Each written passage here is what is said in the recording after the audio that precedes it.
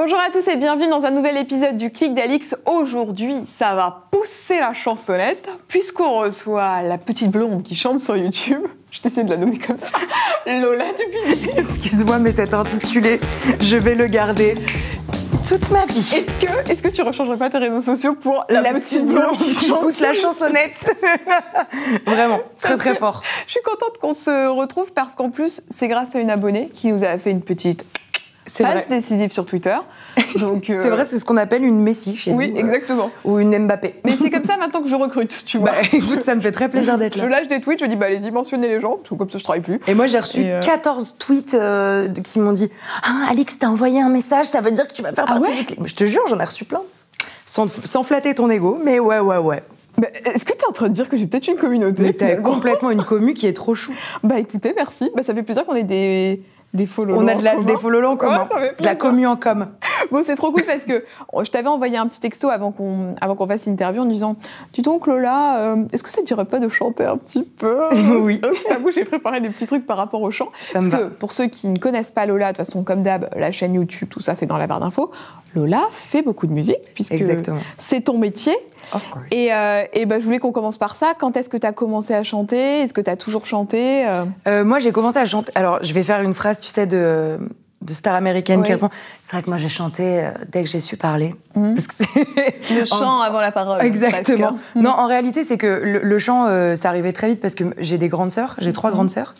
Et dans ma famille, on a toujours écouté de la musique. Mon père fait du piano. Donc ça a été assez immédiat. J'ai chanté assez vite puisque avec mes sœurs on faisait beaucoup de karaoké. J'ai connu les alliages, les L5, qui ont été des bases musicales pour moi. J'allais dire, j'ai tout fondé là-dessus. et en fait on faisait des girls band avec mes sœurs. Et vous avez jamais pensé à faire une chaîne YouTube de girls band?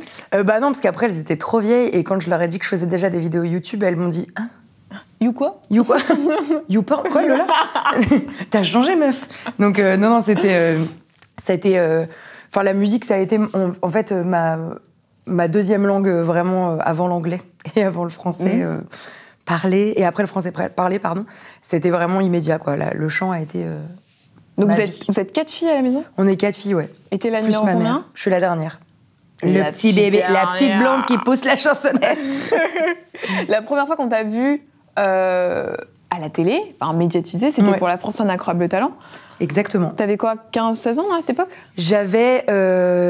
j'avais 15 ans. En gros, ce que vous ne savez pas, c'est que la télé se tourne avant. Donc en gros, quand j'ai passé les castings, c'était en juin, j'avais 15 ans. Ensuite, j'ai fait le premier prime en août. On l'a tourné en août pour une diffusion en novembre. Ouais. Donc c'était pas du direct alors là? Non, là c'était pas du direct. Et le moment des directs était fin décembre et là je venais d'avoir... Enfin j'avais eu 16 ans en octobre, donc en gros j'avais entre mes 15 et 16. Ouais, donc il y a eu 6 mois en gros d'écart. C'était très long. En vrai c'était très long et je m'attendais pas du tout à ce genre de délai, sachant qu'en plus ils t'appellent tous les jours, c'est du conditionnement mental de ouf. Attends, mais ils t'appellent tous les jours à partir du moment où tu passes le casting ou Bah quand t'es reçu au casting, après ils t'appellent tous les jours pour savoir comment ça va, comment tu te prépares et tout. Mais c'est toi qui as démarché ou c'est eux qui sont venus chercher? Pour Incroyable Talent, ça s'est passé c'est très agréable ce petit coussin. Alors, écoute, si tu veux, je peux te le... Enfin, je suis pas chez moi, mais je prends peut-être un petit peu les devants, mais peut-être qu'on peut s'arranger. J'ai un nouvel appart, donc n'hésitez pas à faire des cadeaux de déco. Pour toutes les marques de déco qui peuvent regarder, n'hésitez pas, je suis à vous. En gros, le casting s'est passé de manière un peu improbable, parce que, en gros, je suis née à Villeurbanne, à côté de Lyon. Enfin, je suis née à Lyon. J'ai grandi à Villeurbanne. On avait toute une troupe de potes. Et dans cette troupe de potes, il s'avère qu'il y a quelqu'un qui s'appelle André, qui est le meilleur ami de ma grande sœur. Et André, j'ai déménagé entre-temps. On revient les visiter, quoi. Tu vois, leur rendre visite. Les visiter, la vieille meuf qui parle anglais. Là, alors je pas du tout. Là, les visiter, là, j'ai vu ma grand-mère, là. Ouais. On revient les visiter, c'est-à-dire que voilà, bon. On revient leur rendre visite. Et André me dit, vas-y, mais ça te tenterait pas de faire Nouvelle Star ou Incroyable Talent? Et je fais, non, mais ça, c'est pour les gens, tu vois, c'est pour les gens déjà connus, qui font de la musique depuis longtemps. Moi, à l'époque, j'avais 14 ans, je dis, c'est absolument pas pour moi. Il me dit, bah, pourquoi tu dis ça? Je dis, bah, on avait déménagé à Issoire, qui est une ville de 17 000 habitants, et qui compte quasiment 10 000 militaires. Donc vraiment... ah oui, d'accord. Voilà, on est sur un ratio où il n'y a pas beaucoup de gens, quoi. Et je dis, mais ça m'arrivera jamais. Enfin, il me dit, ah ouais, bah, c'est dommage que tu te dises ça et tout. se passent quelques mois, puisque c'était pour mon anniversaire en octobre, je venais d'avoir 14-15 ans, je crois que j'avais eu 15 ans. Et en mai, je reçois un appel au lycée, j'étais en seconde, où on me dit bah Lola, c'est Incroyable Talent. Moi, j'ai raccroché en rigolant en mode grosse vanne. Et en fait, je leur ai répondu et ils m'ont dit non, c'est pas une blague, en fait, on a bien reçu ta candidature. Je fais mais j'ai jamais envoyé de candidature, les gars. Et ils ont dit si, attends, mais tu serais pas en train de nous dire que quelqu'un t'inscrit en secret? Puis je fais ben, j'ai comme l'impression que si. Et en fait, c'est André qui m'avait inscrit Incroyable Talent sans me le dire, sans se dire qu'un jour à Paris, ils allaient écouter ma vidéo, tu vois. Et en fait, ils ont écouté et je suis allée en casting à Lyon. Sans caméra, enfin avec des caméras juste pour la prod, tu vois. Et j'ai été prise pour arriver devant les gens à Issy-les-Moulineaux, ça se tourne à Issy-les-Moulineaux. Et après, j'ai été sélectionnée pour la demi-finale. Mais alors attends, André, il a envoyé quoi comme vidéo? Il avait envoyé, en fait, je commençais déjà à faire des vidéos sur YouTube, mais en mode secret, on est en 2009, YouTube, c'est pas très très lancé, à part, je crois, Norman, peut-être qui fait quelques vidéos.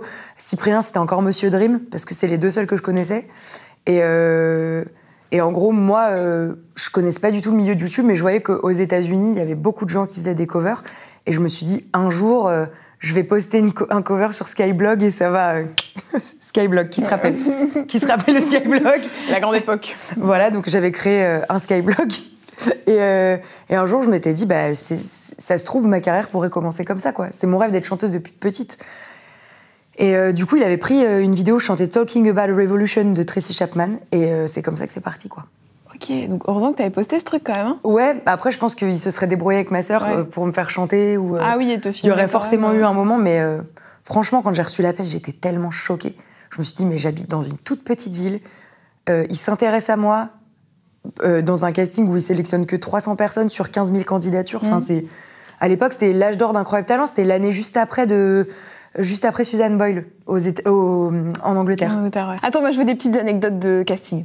Donc tu vas ici les Moulineaux, tu passes ton petit casting. Comment ça se passe là? Alors le casting hors caméra, tu veux dire? Ouais, ou les deux. Le casting hors caméra, c'est passé de manière un peu marrante. C'était en gros quand on est parti de Lyon avec mes parents avaient loué une boîte de nuit. Donc pour te dire, mes parents, c'est vraiment des gens très cool. Attends, ils ont loué une boîte de nuit? Ouais, ils ont loué une boîte de nuit. Mes parents, c'est les meilleurs. D'accord? Vous m'entendez? Regardez-moi bien. Mes parents, c'est les meilleurs. Ils ont loué une boîte de nuit pour leur fête de départ. Qui a des parents qui louent des boîtes de nuit? Dites-le dans les commentaires s'il y a quelqu'un qui dit encore boîte de nuit? Oui. Voilà. Une discothèque. Une discothèque, j'allais dire un dancing. Et en gros, mes parents ont loué cette boîte quand on est parti de Lyon. Et il s'avère que vu que j'étais en région Auvergne, mon casting s'est passé à Lyon. On arrive et au fur et à mesure, je commence à reconnaître mes parents aussi. Le théâtre dans lequel j'ai fait mon audition pour Incroyable Talent était accolé à la discothèque de quand on est parti de Lyon. J'ai dit, franchement, c'est trop un signe. J'adore les signes, je suis très dans les énergies, j'ai des pierres au bras. Enfin, on parle sur une personne mystique. Et en gros, j'arrive au casting, j'avais préparé une chanson au ukulélé, une chanson à la guitare. C'était I'm Yours de Jason Mraz et Talking About a Revolution de Tracy Chapman. Et je me barre. Donc ça se passe, je me barre. Il y avait une personne, un peu ce même setup, deux personnes et Zouk, quoi, tu vois. Okay. Et là, je m'en vais, quoi. Je range ma guitare et ils me font « Attends, t'as pas une chanson a cappella ?» Et moi, 15 ans, je me décompose, quoi. Je fais « En fait, j'ai pas préparé, en fait. » On perd de la lutte. Et en fait, en cours, on était en train d'apprendre Alléluia, tu vois, le symbole de Alléluia et tout. Et je dis « Alléluia de Leonard Cohen », mais c'est le seul truc... Et du coup, ils me font « Vas-y ». Et moi, je me dis « Ma mère, je la vois en haut, pâle. » D'un coup, en mode, mais comment elle va faire? Elle va jamais s'en sortir. On n'est pas sur une petite chansonnette, là. Non, on n'est pas sur une petite chansonnette, tu vois. Et en fait, je commence, je fais I heard there was a secret chord that they were playing and please the Lord. Et là, je les vois faire. Et je termine la chanson The Baffled King composing Alléluia, Alléluia. Et en vrai, a cappella, c'est assez dur. J'étais assez fière de moi. Je termine le truc, je me casse. Et là, il se passe quasiment... donc c'était en mai, et on a eu la réponse en mai, juin, un truc comme ça. J'ai plus trop de notion du temps. Et on a eu la réponse 2 mois plus tard pour savoir si je passais vraiment les auditions à Issy-les-Moulineaux. Et il fallait que mes parents filment la réaction. Donc, tu sais, comme à l'époque, dans les émissions où tu voyais les parents faire « Oh là là, mais elle est prise !» Donc mon père était comme ça, on attendait un appel toute la journée. Je reçois un appel en privé, c'était eux. Et là, ils me font bah voilà, Lola, on est désolé, on n'a pas pu prendre tout le monde. T'as beaucoup de talent, mais on va juste te dire que c'est pas grave, mais on va devoir te déranger pendant 3 jours pendant tes vacances. Et là, je fais descente d'organes. Et au final, c'était parti, tu vois. Et du coup, j'ai chanté Alléluia au casting. Et là, par contre, c'est là où c'était plus rude, c'est que t'arrives à Issy-les-Moulineaux, tu dors dans un bébé hôtel, dans des tout petits hôtels. On était 3 dans la chambre avec mes parents, on dormait dans des lits superposés. En vrai, j'arrivais pas à dormir, donc mes parents dormaient mal, donc on était tous méga fatigués. Et tu dois attendre de 9h à 23h, 1 heure de passage, en priant que tu sois dans les premiers, parce que c'est plusieurs salves, tu vois. Et je suis passée à 21h45. Super. Bien sûr, parce que franchement, j'ai jamais de peau pour les trucs comme ça. Et juste avant de monter sur scène, je me souvenais plus des accords et tout et tout. Et le casting se passe, je vois Gilbert Rozon qui se tient la tête. Enfin, rien ne va. Je me dis, mais t'es une merde, pourquoi t'as fait ça? Enfin...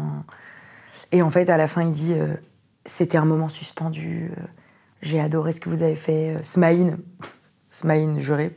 À l'époque, il me dit, votre aura s'est déplacée dans la pièce, mais des trucs à 15 ans, quand on te le dit, t'es genre... Qui êtes-vous? C'est lunaire. Je te jure, j'en revenais pas, quoi. Mais du coup, c'était une expérience de fou. Et après, il s'agirait de se préparer pour une demi-finale en direct, tu vois. Et ça, et ça a été compliqué, en vrai, à gérer, parce que ça s'est passé en août, le premier tournage. Et la demi-finale, moi, je savais que j'étais prise en demi-finale, je pouvais pas le dire. C'était en décembre. Tu l'as dit quand même un peu? Bien sûr que je l'ai dit. Tu peux pas attendre. Tu l'as dit à qui? Je l'avais dit à mes copains de classe, de lycée à l'époque, qui étaient Baptiste, Camille et Anaël. Je les avais tous les 3 prévenus. Et ils étaient venus regarder l'émission chez moi le jour de la diffusion, le 24 novembre 2009, du coup. Et c'était trop sympa. Franchement, ils avaient été d'un gros soutien. Et puis, en fait, après, dès que la demi-finale est passée, plus de potes. Ah ouais? Ouais, ça a été un peu plus dur, ouais. Attends, mais moi je pensais que ça allait être l'inverse, genre... Non, franchement, c'est pas la folie. Hein. Moi, je pensais tellement que ça allait être la folie. En fait, dans ma tête, je me suis... Un peu, là, tu sais, la mentalité au collège ou au lycée, c'est quand même un peu basé sur la popularité, etc. Et je me suis dit, mais justement, faire ce genre de truc, t'es pas un peu la star quand tu reviens? Non, parce que c'est comme...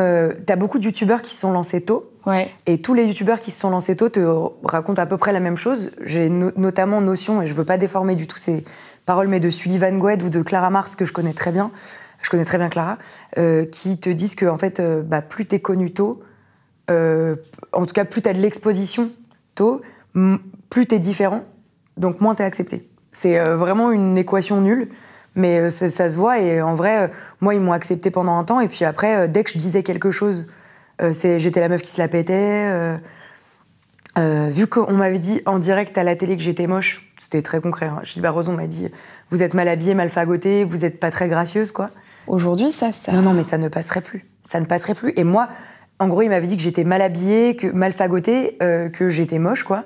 Et en partant, il m'a dit « Va voir ta styliste. » J'ai 15 piges, qu'est-ce que tu veux me faire, mec? Je m'habillais chez Cache Cache. C'était ma tunique préférée de chez Cache Cache, tu vois. Et en vrai, ouais, c'est pour ça que, en gros, ça a donné des arguments aux gens qui déjà n'étaient pas fans de moi, puisque déjà j'avais vécu beaucoup le harcèlement scolaire avant. Ça n'a fait qu'amplifier.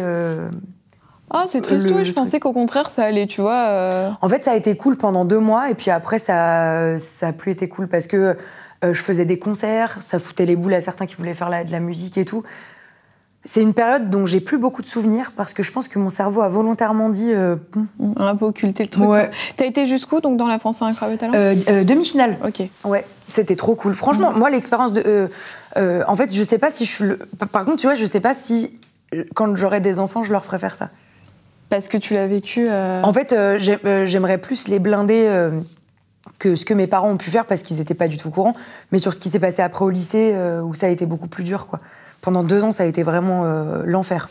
Parce qu'ensuite, comment tu gérais du coup le lycée et ta carrière musicale?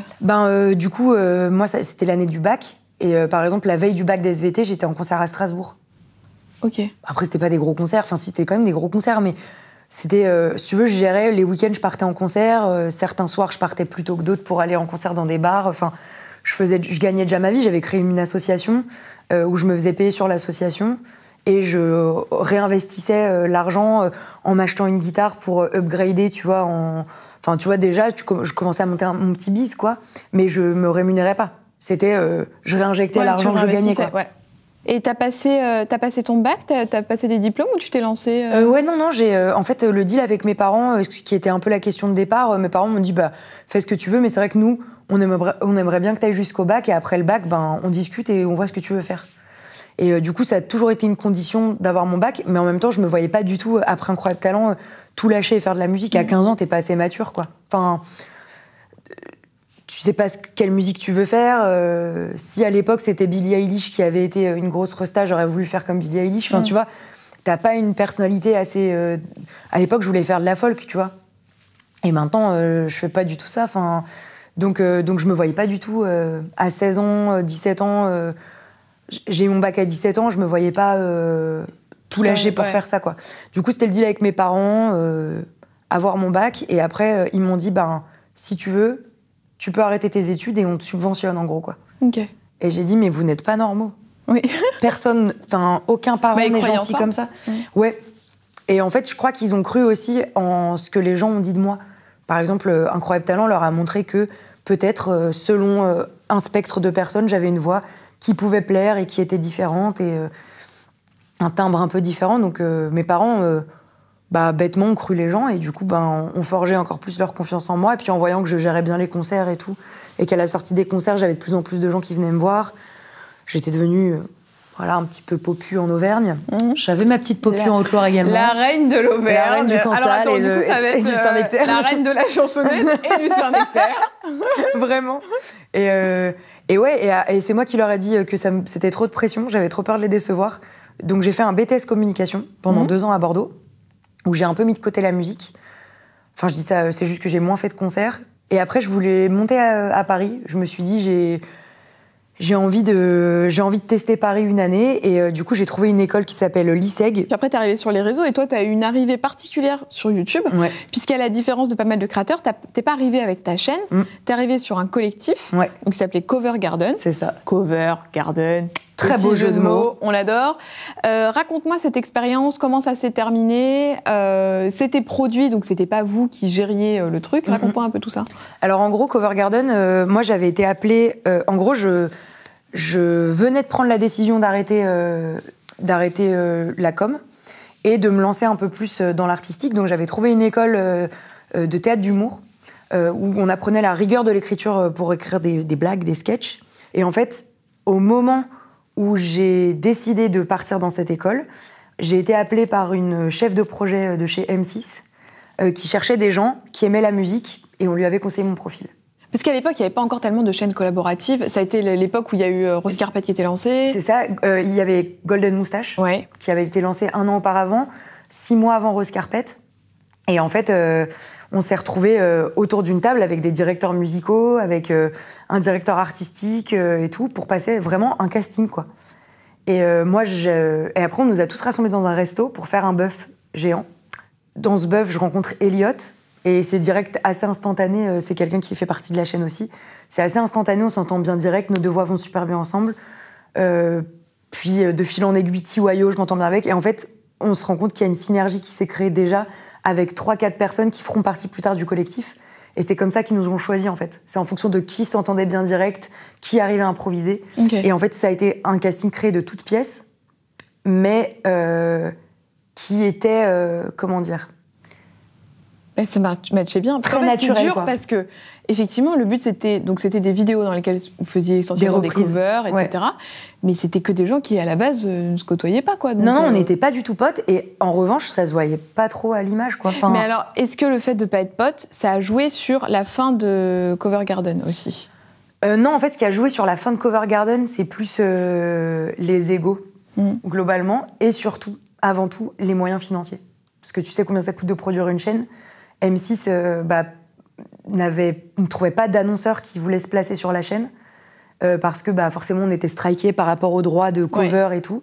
Donc en réalité c'était plus économique et on arrivait je pense à la fin des égos là. C'était trop. #too much. D'accord. La fin de Cover Garden ça a été en fait un moment hyper dur parce qu'on savait pas que c'était le dernier tournage, on nous l'a dit après. Donc en gros, on a fait le dernier tournage et on nous a dit à la fin de ce dernier tournage, c'est le dernier tournage. Donc pas de au revoir, pas de... Que dalle. Même les abonnés, ils n'ont pas compris. Hein. Ah ouais, ils pensaient qu'il allait y avoir une suite, quoi. Parce que pas la volonté de la part d'M6 de vouloir faire une vidéo de départ. parce qu'ils voulaient se resservir potentiellement de la chaîne en l'appelant peut-être différemment, je ne sais pas. Mais ça a été dur pour nous, et surtout vivre sans Cover Garden. Moi, heureusement que j'avais ma chaîne, quoi. Oui, donc tu as lancé ta chaîne un peu... Un an après le début de Cover Garden, ouais. Et en fait, ce qui a été intéressant, c'était de voir à quel point ma chaîne avait eu de l'influence, enfin Cover Garden avait eu de l'influence sur ma chaîne, et inversement. Ce qui fait que quand je parle d'ego, c'est que en fait, on a tous fait nos chemins différents sur les réseaux. Et ça marchait plus ou moins bien pour les uns pour les autres. Et au bout d'un moment, t'as forcément des égos qui s'en mêlent. De toute façon, des égos dans un groupe, c'est jamais le bon plan. Mais même au-delà du groupe, c'est vrai que quand il se passe des choses comme ça, c'est quand même des chaînes qui sont médiatisées, où il y a des gens dedans qui sont sur les réseaux. Donc en fait, il y a aussi les abonnés qui rentrent un peu en compte, tu vois, de pourquoi... c'est surtout qui plaît le plus aux abonnés, c'est horrible. Ouais. Enfin, tu vois, c'est des trucs... nous, on n'a jamais pris en compte ça. Mais par exemple, t'as certains qui disaient on voit pas assez telle personne, ou bien moi je suis que sur une vidéo alors que d'autres sont sur 3 vidéos. On était genre mais c'est pas du tout une question de préférence. C'est que tu sais pas jouer de la guitare, on met des gens qui savent jouer de la guitare, ou tu sais pas jouer de piano. Moi par exemple, quand il y avait des chansons au piano, j'étais pas vexée de pas y être puisque je sais pas jouer de piano, tu vois. Donc je pense qu'on était tous à des moments où c'était le début des réseaux, c'était l'explosion de YouTube, très sincèrement. On a quand même fait des scènes à Video City où il y avait 40 000 personnes devant nous. C'est énorme. Ouais, c'est énorme. On a fait des Video City. Et moi, franchement, ça m'a permis d'avoir des super belles amitiés, quoi. Cover Garden, c'était avant tout un projet de potes au final. Et surtout, j'ai pu rencontrer des gens comme Emma Cakeup, Amy LTR, Shera... plein. Sandrea aussi, Sandrea, je me souviens ça a été, de la vidéo avec Sandrea. Ouais, Sandrea, j'ai connu Yoko sur Oscarpet, Clara Mars. Enfin, tu vois, c'est moi tous les collectifs desquels j'ai fait partie, je suis trop fière d'y avoir fait partie parce que ça m'a fait rencontrer des gens que j'aurais jamais pu rencontrer dans la vie. Tu vois, Sandrea, on se demande toujours est-ce qu'on aurait été copines dans la vie si on s'était connus. Déjà, est-ce qu'on aurait été en contact un jour? Non, c'est évident que Internet, et je pense que les abonnés peuvent aussi en attester, Internet a enlevé les frontières de tout et a fait que en fait tu peux facilement trouver les mêmes appétences que quelqu'un que tu n'aurais jamais rencontré, quoi. Et ça, c'est trop cool. Sandra, c'est une de mes meilleures copines maintenant. Toi, heureusement, t'avais quand même lancé ta chaîne. Depuis peut-être genre un an et demi, t'es un peu moins présente sur ta chaîne. Comment t'envisages ta production de contenu là, à court, moyen terme? Est-ce que t'as envie de te remettre sur ta chaîne? Est-ce que t'as envie de la laisser encore de côté? Comment tu veux? Très belle question. Avec plaisir. Et je pense que j'espère pouvoir répondre à des interrogations que 2-3 personnes doivent se poser derrière leurs écrans. En vrai, c'est très compliqué la production de contenu. En fait, quand tu commences... Enfin, moi, j'ai commencé YouTube en même temps que Cover Garden, donc j'avais 2 créneaux, plus j'ai eu Rose Carpet. Donc j'étais hyper épanouie à ce moment-là. C'était l'âge d'or, très sincèrement, de YouTube. Et on était à nos échelles, on nous reconnaissait vachement dans la rue. Moi, mon amitié avec Emma a beaucoup été sur le devant de la scène YouTube. On n'a pas fait tant de vidéos que ça, toutes les deux, sauf sur Rose Carpet. J'en ai fait, je crois, une ou deux sur sa chaîne, peut-être qu'une même. Parce que justement, on voulait pas mêler le pro, tu vois, on voulait pas trop que notre amitié, à la base, se retrouve projetée comme ça. Et en fait, on était trop amis pour pas que ça le soit, tu vois. Donc, mais en tout cas, moi, par exemple, je voulais pas trop de vidéos avec Emma. Et à la base, elle voulait pas en faire avec moi non plus parce qu'on voulait jamais se reprocher de s'être rapporté des abonnés, ou tu vois, on voulait pas du tout qu'il y ait cette relation-là. Donc ça a été plutôt sain. Emma m'avait même prêté son matériel pour que je fasse mes premières vidéos, tu vois, donc ça a été, c'était vraiment ma meilleure pote, quoi. C'était mon acolyte de YouTube et tout. Et pourquoi je te disais ça? Ah oui, c'est parce que du coup, quand tu commences YouTube avec cet âge d'or, t'arrives à un top où à chaque fois que tu sors une vidéo, t'as des vues quasi instantanément, t'as quasiment 100K, tu vois. 100K de vues. Moi, j'ai jamais fait des millions. J'ai toujours stationné entre 100, 500 et c'était génial pour moi, tu vois. J'ai jamais... Et puis arrive un moment où l'amitié avec Emma, c'est cassé, tu vois. C'est pas grave, les amitiés se font, se défont. Vous l'aviez expliqué, ça? Pourquoi ça, c'était... non, parce que, en fait... en fait, les gens voulaient savoir, mais ça s'est un peu vu. Je veux dire, sur Snap, y a des trucs qui se sont faits où moi, j'étais pas au courant et je l'ai vu. Je me suis pas très bien fait traiter par X ou Y personnes de l'entourage d'Emma à un moment, tu vois. C'est pas grave, ça fait partie du jeu quand tu t'exposes avec tes potes. Donc Et en fait, ça s'est terminé parce que tout simplement, nos chemins, à un moment, étaient plus du tout. On n'était pas sur le même diapason. Et en fait, je vais pas me forcer à être amie avec. On va pas se forcer. Je veux dire, quand je dis je, c'est on, quoi. On n'allait pas se forcer à être potes plus longtemps. Moi, ça m'a fait vachement de peine. En vrai, on avait fait un quotidien. On était constamment chez l'une chez l'autre. Elle était venue chez mes parents, tu vois, à Bordeaux. On a fait du jet ski avec toute ma famille. Je suis allée voir sa mère, ses parents. Enfin, tu vois, c'était vraiment une de mes meilleures potes, quoi. Et il y a même des gens qui pensaient qu'on était en couple. Ah. La plus grosse des blagues qui nous a toujours fait rire. Donc, on n'a jamais démenti. Parce que franchement, vu qu'Emma était bi, ou est bi d'ailleurs, vu qu'Emma est bisexuelle, ça a toujours été le truc de puisqu'elles sont amies, fusionnelles, forcément elles couchent ensemble. Jamais. La révélation, c'est aujourd'hui. La révélation est que jamais aucune attirance. Et de mon côté, je suis attirée par les hommes jusqu'à preuve du contraire, jusqu'au jour où. Mais en tout cas, voilà, jamais il y a eu de relation. Mais c'était tellement fusionnel qu'au bout d'un moment, je comprends pas que les gens aient pu se poser la question. Nous, ça nous paraissait fou, mais vu que c'était tout le temps sur du gossip qu'il fallait aller, vu qu'Emma était bisexuelle, il fallait qu'il y ait un doute. Et vu que je n'avais jamais exposé un de mes mecs. Là, depuis, t'as exposé un de tes mecs? Jamais. Ah oui, c'est ce que j'allais te dire. Never enough. Nous n'avons jamais vu le monsieur Dubini. Là, il n'y en a pas. Donc, bon. La petite annonce, n'hésitez pas à me contacter en DM. Les commentaires sont ouverts. Mais en tout cas, c'est vrai que je suis jamais sortie avec quelqu'un du bise ou quoi. Il n'y a pas d'anecdote croustillante. Mais en tout cas, arrive ce moment où on était au top, notre amitié n'est plus. Et moi, ça m'a fait beaucoup de peine sur le plan perso. Donc, je me suis mise en retrait sur YouTube. Parce que quand le perso va pas, t'as pas forcément envie de faire beaucoup de vidéos. Puis plus envie de faire de contenu, puis ça m'a un peu dégoûtée, quoi. J'étais genre, si c'est ça, en fait, si une amitié me rendait légitime, à quoi bon, en fait? J'avais plus l'impression d'exister pour mon contenu, mais d'exister pour une amitié. Et du coup, j'ai préféré faire ciao, bye, je me casse un temps. Et puis après, franchement, aussi quand t'as pas le moral parce que t'as perdu ta pote, Oui, puis quand tu vas sur les réseaux, on parle que de ça, donc tu le vois. Puis à chaque fois que tu sors une vidéo, c'est « Et à quand la FAQ avec Emma ?» Ou « À quand la FAQ Tu peux nous raconter la fin de Cover Garden ?» Non, en fait, là, tout ce moment, je suis un peu triste, donc j'ai pas très envie. Franchement, ça m'a fait de la peine. Et avec Emma, on s'est pas parlé pendant un moment. Et là, maintenant, on se reparle. Enfin, tu vois, de temps en temps, on s'envoie des messages. Vous avez grandi toutes les deux aussi, quoi. Ouais, et puis à un moment, en fait, il n'y a jamais eu de haine. Oui, puis il n'y a pas eu un truc. Non, c'est nos chemins sont séparés, quoi. C'est genre, en fait, on n'a plus les mêmes sens d'intérêt, on n'a pas envie de connaître les mêmes personnes. Laissons-nous respirer, tu vois. Et donc, cette année, t'as envie de reprendre ou pas la vidéo ? Ouais, justement, ce que j'allais dire, c'est que, en gros, quand tu fais du contenu où t'as été un peu.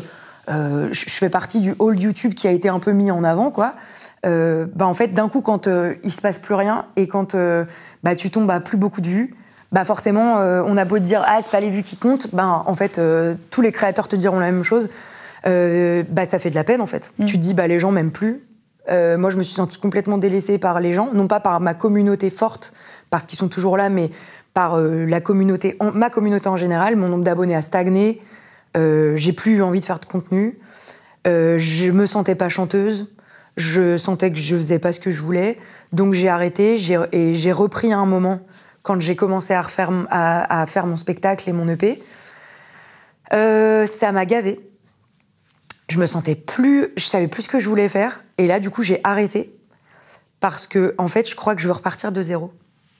Ah ouais ? Donc, je l'annonce aujourd'hui. Je reprends ma chaîne à zéro. Je ne supprime pas les vidéos d'avant. Elles existeront toujours. Mais là, la prochaine vidéo qui va sortir sera dans pas longtemps. Et je vais me présenter aux gens. Parce que, en fait, je pars pas d'un acquis, les gens sont pas censés me connaître. Et c'est pas parce que j'ai existé à un moment sur YouTube, je fais une Loana. Trop bien. Il y a sûrement des choses que je fais ou des trucs que je raconte qui les intéressent pas. Et je leur laisse le choix de repartir de zéro. Et je laisse le choix à des nouvelles personnes de pouvoir venir me dire bonjour. Et si elles veulent me connaître, welcome, tu vois. Trop cool. Parce que je suis dans de nouveaux projets, je vais sortir un album que j'autoproduis, j'ai un spectacle que j'ai autoproduit qui est en prod maintenant. Enfin, tu vois, j'ai grandi, mon métier, ça a toujours été faire du contenu sur YouTube, mais mon métier maintenant principal qui me rémunère, c'est la chanson et jouer sur scène. Donc j'ai changé, quoi. Tu parlais des gens que tu avais rencontrés quand même grâce au réseau. J'ai compris que tu avais un cercle assez restreint sur les réseaux. Et il y a notamment Margot, donc, du compte Insta, de la chaîne, etc., You Make Fashion, qui n'est pas à Paris, mais qui voulait quand même te laisser un petit message. Oh non, c'est vrai. Ça fait trop longtemps que je ne l'ai pas vue. Ouais, je dégaine. Elle dégaine. Ah, je suis contente, c'est la petite marmuche. En plus, je l'ai eu il y a 2 jours au téléphone et j'ai dit, il fait mauvais à Paris, toi, t'es à la plage. Après, je l'ai vue à la neige, j'étais dégoûtée. Margot. Je te laisse cliquer sur la petite vidéo. Hello les filles, j'espère que cette interview se passe bien. Lola, je suis super contente que tu fasses cette interview avec Alix parce que je compte bien sur elle pour creuser et qu'on apprenne un petit peu plus sur toi et tes actus du moment. Moi, je sais plein de trucs, mais je ne dis rien. En tout cas, moi, j'ai la chance de te compter parmi mes amis les plus proches et je voulais te remercier d'être là tout le temps, toujours, toute la vie, nuit et jour, surtout la nuit. Il y a 800 km qui nous séparent maintenant et ça ne change rien, donc merci d'être là tout simplement. Et j'avais une petite question. Si jamais il n'y avait pas toute cette mascarade autour de nous, et que voilà, tu as un vœu, je peux t'inviter où tu veux boire une bière dans le monde entier, où est-ce que tu choisis qu'on aille? Oh, elle est bien parce qu'elle me fait les transitions. T'as pas. Alors attends, cette question est dure. Où est-ce qu'on irait boire une bière n'importe où? Ben, j'aimerais bien boire une bière dans un sauna en Islande. Enfin, pas un sauna, un jacuzzi extérieur en Islande. C'est très précis, effectivement. Ouais. Parce que je sais qu'elle est allée en Islande, donc ce serait un bon guide. Oui. Et ça a toujours été mon rêve d'être en maillot de bain dans la neige pour ensuite aller dans de l'eau chaude. Et faire la photo sur Instagram. Bien sûr. Et en plus, vous me connaissez, j'adore être une bebon sur Instagram. C'est bien tu sais ce qui serait drôle, ce serait carrément avec une bière Corona. Vraiment l'audace, quoi. Le petit message de Margot, ça m'a donné envie de faire un petit jeu. J'avais dit qu'il allait avoir de la chansonnette. Nous allons donc faire le tag, la chanson qui. Ouh. Alors, tu m'as expliqué tout à l'heure une petite chose pendant qu'on se maquillait, c'est qu'on ne peut pas chanter très très longtemps, car sinon nous allons nous faire striker. Voilà. Donc nous allons faire des. Striker, ça veut dire elle va se faire supprimer sa vidéo. Voilà. Et ce serait quand même très dommage. Ou toute autre chose qu'on n'aimerait pas beaucoup. Donc le but du jeu, je vais te donner des petites situations et tu vas me chanter a cappella la petite chanson qui te fait penser à cette situation. Ok. Sachez qu'elle m'a envoyé la liste pour pas que je sois prise au piège, je ne l'ai pas lue. Ah bon? Non. Oh putain, alors il y a de la surprise là.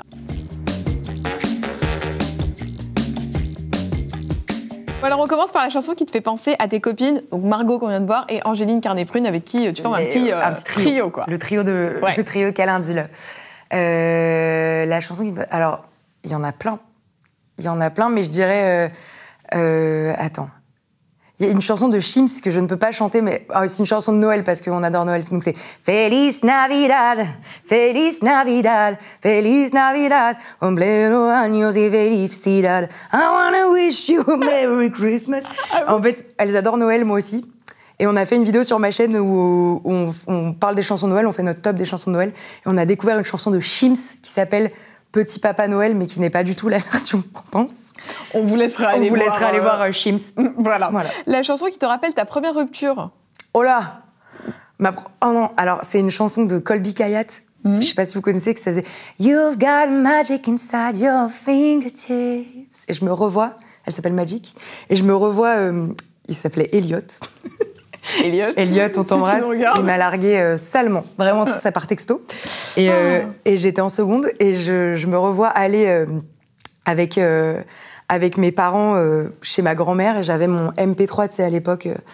Et j'étais en train de pleurer avec la vitre pleine de buée en mode... Non. Voilà. Mon Dieu. La chanson que tu rêverais de chanter en duo avec son artiste. Là, je sais ce qui va se passer. Est-ce qu'on n'est pas sur un petit Céline Dion? J'ai compris tous les mots, j'ai bien compris, merci. Ou bien, ma chanson préférée de Céline, qui est tous les désirs, tous les sursauts, comme des étoiles sur ma peau, comme l'immensité. Je l'adore. Céline, we are waiting for you, quoi. Céline, sachant que j'ai une vidéo avec Céline sur ma chaîne, quand même, qui était l'objectif de ma vie. Les gens qui me suivent depuis longtemps sur ma chaîne le savent, qu'un jour j'ai dit j'aimerais rencontrer Céline Dion, et c'est fait. Est-ce que tu peux me dire une petite anecdote d'un truc que t'as pas montré de ta rencontre avec Céline Dion? Alors, je l'ai rencontrée 2 fois.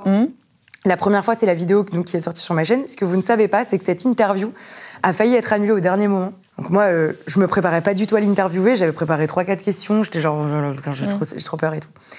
Et en fait, je jouais ce soir-là au Sentier d'Al à 20h. L'interview était à 21h30. Laisse-moi te dire que je terminais mon spectacle à 21h. J'ai dit aux gens... L'anecdote est que seules les 125 personnes qui étaient là ce soir le savent. j'ai dit... En fait, je terminais mon spectacle par Céline Dion, parce que j'ai un sketch de mon spectacle qui parle de Céline.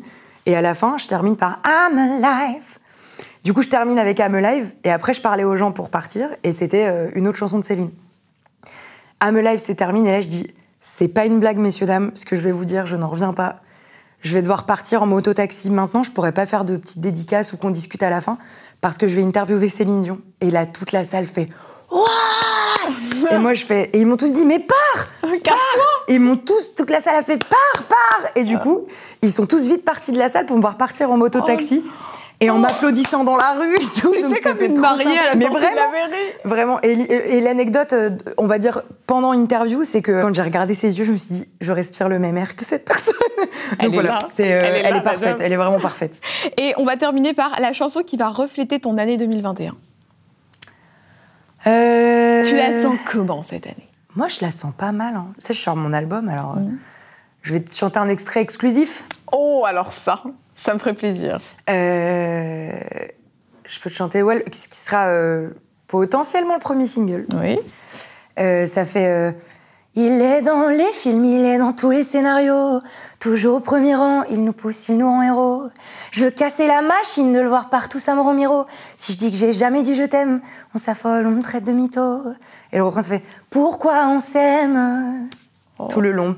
Vous verrez, j'espère que ça vous plaira. Ça me fait trop stresser en vrai. Mais alors attends, cet album-là, ça arrive, c'est le combien avril? 2 avril 2 avril 2021. Et c'est complètement homemade, quoi, parce que... Ouais, bah en fait, j'ai fait le choix avec ma manager qui s'appelle Valérie. En fait, je suis en indépendante. Donc avec ma chaîne, j'étais en network chez M6. Ouais. J'ai quitté le network parce que j'ai une boîte de production. Et ça servait à rien d'avoir un network. Je pouvais gérer toute seule mes OP. Donc pendant 1 an et demi, c'est moi qui gérais les contrats, qui les relisais, qui prenais un avocat de temps en temps pour back-upper, tu vois. Donc ça, je le faisais toute seule. Et puis après, pour la musique et le spectacle, j'ai autoproduit mon spectacle avec ma boîte pendant 1 an. À savoir qu'en France, on ne peut pas autoproduire son propre spectacle. Tu n'as le droit d'avoir une licence de spectacle que pendant 2 ou 3 ans. Parce que, en gros, si moi, je décide d'autoproduire mon spectacle, il faut que je produise un autre spectacle pour montrer que... Enfin bref, c'est une tannée. C'est une tannée. Donc, je dis pas ne le faites pas parce que c'est horrible, mais en tout cas, l'État français, aidez-nous à le faire bien. Et en espérant que Macron regarde ta chaîne. Il laisse toujours des petits pouces en l'air. D'ailleurs, faites comme lui, laissez un petit pouce en l'air. Laissez un pouce en l'air, mets la cloche. Et en gros, on a décidé avec ma manager, elle m'a dit, puisque tu as toujours été en autoprod, pourquoi on resterait pas en autoprod pour ton album? Je dis parce que en fait il faut passer par une maison de disques. Elle me dit il faut rien du tout. Les règles se réinventent constamment et j'ai trop de la chance de l'avoir dans ma vie, Valérie, parce que elle m'apprend constamment à bouger les lignes. Et du coup, on a décidé de rentrer en distribution avec Sony, ce qui veut dire que quand l'album sera terminé, c'est eux qui vont le mettre sur Spotify, Deezer, qui vont le mettre chez Cultura, Fnac, tous les magasins, Amazon, tout, pour que vous puissiez l'acheter et obtenir les titres. Et par contre, tout ce qui est production, c'est moi qui paye. D'accord. Donc c'est les studios, etc. Donc ça comprend le studio, la personne qui réalise avec moi les titres, donc qui va faire toute la production musicale, c'est-à-dire les instruments, batterie. Je paye les studios, les ingé-sons, le graphisme, la pochette, les photographes, la maquilleuse, coiffeuse, maquilleur, coiffeur d'ailleurs. Tu payes tout de A à Z. Les gabarits, je paye les CD. Donc c'est pour ça, cet album, j'aimerais que les gens puissent se dire qu'ils vont aller acheter l'objet. Je fais un vinyle aussi, pour qu'en fait ils se disent qu'ils obtiennent, quand ils vont aller dépenser leur argent, déjà ça va juste rembourser les coûts, ça va pas me rapporter d'argent. Quand ils vont le streamer, c'est la même chose, mais c'est vrai que ça m'aidera plus qu'ils achètent l'objet. Donc j'essaie de créer un objet que j'aime et que les gens vont aimer. C'est hyper cool. En vrai, tu décides de tout, quoi. Et t'as tout écrit ou t'es aidé? En fait, donc Pierre-Laurent Fort, c'est le mec qui réalise avec moi les prods, qui fait les prods avec moi, qui est réalisateur et directeur artistique, on va dire. Enfin, en fait, je suis DA et c'est lui qui met en forme mes idées. Et avec PL, on a co-composé, toutes les chansons de l'album, sauf 3 chansons, dont une que j'ai co-composée avec Quentin Béconnier, qui était le directeur musical sur Cover Garden. Je travaillais les potes. Et sinon, j'ai tout écrit. C'est tous mes textes. Et il y a des featuring dans cet album? Ouais, c'est des featuring qui sont déjà sortis. J'avais eu la chance de faire un duo avec Joy Jonathan, avec Patrick Fiori sur une chanson de Jodassin, avec Boulevard Désert, qui est le duo le plus récent. et avec Matt Simons, qui est un duo inter où j'ai pu écrire la partie française. Ah, c'est bien ça. Ouais, du coup, il y a 4 duos, 3 chansons de mon EP qui sont déjà disponibles et qui vont être rééditées, donc ça va être des nouvelles versions, et le reste en chansons inédites. Il y a 14 titres. Ok, gros boulot là-dessus. Et pourquoi ouais. est-ce que tu as fait ce choix d'être indépendante ? J'ai fait le choix d'être indépendante parce que j'ai toujours été en indé. Et je pense qu'on est fait du même bois par rapport à ça. C'est que quand t'as appris à tout faire toute seule, c'est très dur de confier la responsabilité de ton bébé à quelqu'un d'autre. Parce que moi, j'ai envie d'être responsable de ma réussite et de mon échec. Oui. C'est-à-dire que je veux pas en vouloir à des gens si je foire. Et avec mon équipe, ce sera qu'une réussite si on arrivait à tout, parce que je paye aussi, par exemple, mes attachés de presse. Tu vois, c'est mon argent, c'est pas l'argent d'une boîte ou d'une maison de disques ou d'une boîte de prod. En l'occurrence, ma boîte de prod spectacle paye la promo spectacle, moi je paye la promo musique. Donc quand vous me voyez sur des télés, c'est que j'ai des gens qui ont travaillé pour que j'y sois. C'est pas comme ça d'un coup. Il faut parler de nous. Enfin, la télé, c'est un milieu. Déjà, quand tu viens de YouTube, te faire accepter par la télé, c'est compliqué. Tu ressens une... Ouais. Ah oui, il y a une question de légitimité qui se pose ? Oui, un peu, parce que c'est toujours ah oui, mais toi, tu fais plus de vues que sur la TNT. Ah, mais dès que tu fais une story, fais des stories pour moi, les gens vont s'abonner. Non, ça marche pas comme ça, les copains. Et est-ce que tu te sens parfois un peu mise de côté parce que tu viens de YouTube ou pas ? Là, de moins en moins. Franchement, j'ai de la chance parce que les gens commencent à me connaître. Je fais beaucoup d'émissions avec Arthur, qui, lui, pour le coup, est un des producteurs de télé qui, selon moi, met le plus en avant des jeunes talents. Il y a notamment, par exemple, Bilal et Léna qui ont fait Vendredi tout est permis. Et il met des gens très différents à l'image de toutes les confessions. Enfin, c'est intéressant, je trouve, comme télé. C'est un nouveau genre de télé. Et lui est très proche de tous les nouveaux réseaux, genre TikTok et tout. Donc, je trouve que c'est hyper intéressant. C'est qui la première personne à qui... Là, il est fini, l'album, ou pas ? Ouais. C'est qui la première personne à qui tu l'as fait écouter ? Mon meilleur pote l'a entendu, Gwendal, en premier. Parce que je lui fais écouter déjà les guitares-voix un peu pétées, tu vois, pour qu'il me dise si je suis sur la bonne voie. Et j'ai une conversation avec ma famille et je leur ai envoyé aussi direct. C'est ma famille et mon meilleur pote, qui est la même chose, sensiblement. Je me posais une question, c'est vraiment une question débile, mais ta voix, c'est ton outil de travail, ouais. Ok ? Comme par exemple Miss France, son outil de travail, ça va être aussi son corps, tu vois. Sa beauté. Voilà, sa beauté, il faut qu'elle soit au top toute l'année. Ouais. Tu vois. Comment tu fais pour gérer ça ? C'est-à-dire que ton travail repose sur un organe. Je trouve ça trop marrant comme question. Mais oui, mais je te jure que je me dis, mais t'as pas une pression sur ça ? En fait, c'est vrai, je me suis jamais posé la question. Je ne veux pas te mettre la pression sur ça. Non, mais par exemple, t'as Bruce Springsteen, il a assuré ses mains. Et Kimka ses fesses. Kimka ses fesses, c'est Jennifer Lopez, je crois aussi. Ouais, peut-être. Ses fesses. Et en vrai, les tennisman, ils sont obligés d'assurer leur partie du corps si moi, j'ai pas assuré ma voix. Donc, non, moi, je sais pas. En fait, là où c'est la pression, c'est que par exemple, à une époque où je jouais au théâtre, il m'est arrivé des petits tracas. En fait, quand ça m'arrive d'être très fatiguée et donc malade, c'est la voix qui prend direct. Parce que je stresse, et je stresse de pas pouvoir chanter. Et il y a une fois où je me suis levée à 6h du matin complètement aphone. Mais quand je dis aphone, c'est que je me suis jamais si peu entendue parler. Et là, je parle beaucoup. Et là, moi, je me suis levée et je jouais à 14h une pièce de théâtre dans laquelle je chante et je joue. Et j'appelle, sauf que je me dis, mais t'es conne, tu peux pas parler. Je pouvais vraiment même... Et je fais... Perforas. Vraiment. Très drôle, en soi. Et ma prod, elle comprend pas, du coup j'envoie par texto, je suis complètement aphone, elle dit ok, je t'envoie un médecin, donc elle m'envoie SOS médecin chez moi et tout. Et piqûre de cortisone. Piqûre dans le cucu ? Dans le cucu. On adore. Je ne conseille pas du tout. Déjà la cortisone c'est pas bien en soi, mais la piqûre dans le cul, une tannée. J'ai pas pu m'asseoir pendant 2 jours, je déconne pas. Il l'a trop mal faite, bref.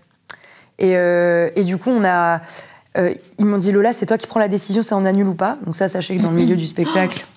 Allez, on te refile le bébé du bain. Ah non, mais nous, on n'annulera pas. C'est toi qui me dis si tu peux. Et je dis, mais vous entendez, je ne peux pas jouer. Enfin, je peux ni... moi qui ne voulais pas décevoir les gens, j'ai quand même joué et on a enlevé toutes les chansons. Bah au moins t'es là, bah, t'as quand même fait une piqûre, hein, ma grande. Donc, Ouais, c'est vrai, fallait jouer. Donc j'ai joué quand même, mais on a enlevé toutes les chansons. Et du coup, bah, j'étais déçue pour les gens. Je me suis dit, voilà, la moitié du spectacle, c'est... Comment tu gères la promo? Parce que est-ce que t'avais prévu de faire des dates, des tournées Bah en fait, l'album, il devait sortir en 2020, le même mois, 2020. Donc j'ai décalé d'1 an. Ah oui. Ah oui. Et donc déjà, ça m'avait foutu un petit coup à ce moment-là, mais ça m'a permis de mieux le préparer. Au final, je suis très contente d'avoir pu le sortir après. Et pour ce qui est du spectacle, parce que je fais un spectacle d'humour au point virgule, bah en fait, ça nous a coupé la chic. Hein. Mais là, même là, à l'heure actuelle, à l'heure où on tourne, on est en janvier 2021. Tu sais pas... Non. Et c'est possible que ça revienne jamais, du coup? Jamais, non. Ah, j'espère pas. Mais je pense pas que ça va revenir de sitôt. Mais en tout cas, mars. quand on pourra revenir en spectacle, toi, tu es là. Oui, moi, je vais jouer direct. Et tu veux jouer. Ah ouais, bah parce que en fait, j'ai joué de septembre à octobre, je crois qu'on a pu, de septembre à octobre jusqu'à la fin des couvre-feux. J'ai pu jouer et les gens étaient trop contents d'avoir des spectacles. En fait, les gens n'attendent que de se divertir. Et vu que les salles de spectacle, en tout cas celle dans laquelle je suis, et plein de petits théâtres parisiens peuvent aérer et désinfectent après le passage de tout le monde, ben il n'y a pas de risque de contagion particulier, sauf si tu enlèves ton masque et que tu craches sur la personne d'à côté. Mais il y a au lieu d'une jauge de 100, on était à 75. On fait attention, quoi. Ouais. Donc ouais, moi je vais jouer direct si les gens en ont envie aussi, quoi. Bon, bah écoute, je te le souhaite, ma petite Lola. Ça y est, ça fait 1 heure qu'on papote. Eh ben, c'était très cool. Eh ben, je suis contente si ça t'a plu. Bah ouais, puis le petit message de Margot m'a fait bien plaisir. Bah oui, bah j'espère. Elle m'avait dit, tu me diras ce qu'elle en a pensé. Et tout, bah ouais, bah Margot, ça fait partie de mes très bonnes copines. J'ai pas beaucoup de potes, comme on a dit sur YouTube. J'ai pas beaucoup d'amis, mais j'ai quelques potes. Et Margot, c'est vraiment une amie. Il y a une tradition à la fin du clic, c'est que tu recommandes des personnes, alors soit qui sont tes amis, soit des gens que tu aimerais bien voir à ta place pour en apprendre plus sur leur parcours.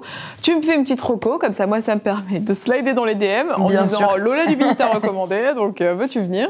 Moi, j'aimerais vous parler de 2 personnes, je peux ou c'est trop bah, tu peux même faire autant que tu veux, je t'avoue que ça m'arrange. Hein. Moi, j'aimerais vous parler de 2 personnes. La première, c'est Marjorie Lenohan, qui faisait partie de beaucoup de vidéos de collectifs, genre qui a fait beaucoup de vidéos avec Natou, Audrey Pirot et tout, et qui a une chaîne sur laquelle elle parle de rétro. Donc c'est hyper intéressant parce qu'elle parle de culture de vintage, de fringues, de où se procurer des fringues quand t'es en plus size, où se procurer des fringues vintage, si t'as envie d'avoir un style un peu 70, elle fait toutes les années. Et ce qu'il y a d'intéressant, c'est qu'elle est calée sur toutes les époques. Et c'est trop intéressant de lui parler parce qu'elle a un parcours où elle veut être réelle, elle veut être aussi comédienne, elle le s'autoproduit, enfin tu vois, c'est vraiment... Et Eleonore Coste, qui fait partie aussi de ces personnes qu'on a beaucoup vues sur Golden Moustache, etc., qui récemment a sorti un court-métrage qui fait quand même 56 minutes qui s'appelle Fantasme. Dans la barre d'infos, qui est chambé, je sais pas si tu l'as vu, mais il faut vraiment aller le voir parce que c'est très beau. Studio 71, je crois, a mis des billes dedans. C'est très beau, très bien joué, très bien écrit. Donc, allez la suivre. C'est bien vendu, tout ça, ma grande. Voilà. Bon, bah, comme d'hab, de toute façon, tout ce dont tu as parlé, Lola, c'est dans la barre d'infos. Les vidéos, les potes, etc. Les réseaux sociaux de Lola, bam, ils sont juste là. Les miens, juste là. Juste là. Venez. Allez la suivre, c'est une très belle personne dans la vraie vie aussi. C'est gentil. Venez nous faire un petit coucou, ça nous fera plaisir. Et puis, comme d'hab, vous nous dites ce que vous avez pensé de l'interview dans les commentaires. Nous, on vous lit. On vous fait des très, très gros bisous. Et on vous dit à bientôt. Ciao. Ciao.